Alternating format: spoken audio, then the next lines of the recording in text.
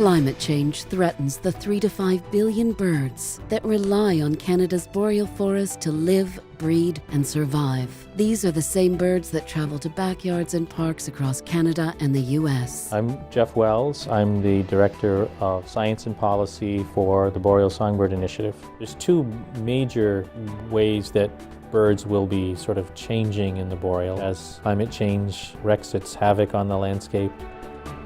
Birds will be sort of forced progressively further north or sometimes into a smaller space. Without action, as many as 1/3 of bird species are expected to disappear.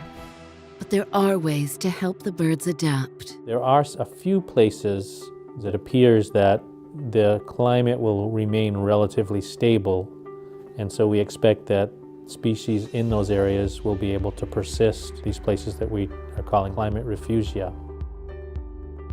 And then we also have to think, though, about the species that are going to be forced to move across the landscape. And so you have to think about corridors of protected areas that allow that movement.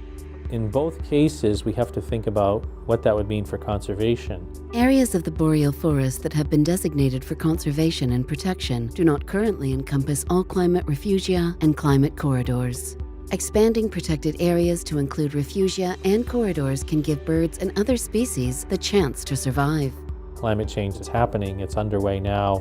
It's going to be critical for the survival of all these species and ultimately for our own survival to maintain as much of that intact forest as possible. Indigenous peoples who live in the boreal forest are already planning and managing new protected areas. The good news is that we have Indigenous governments, Indigenous people in the lead to protect and maintain many of these areas. It does make me hopeful for the future. For more, go to borealconservation.org/boreal forest refuge.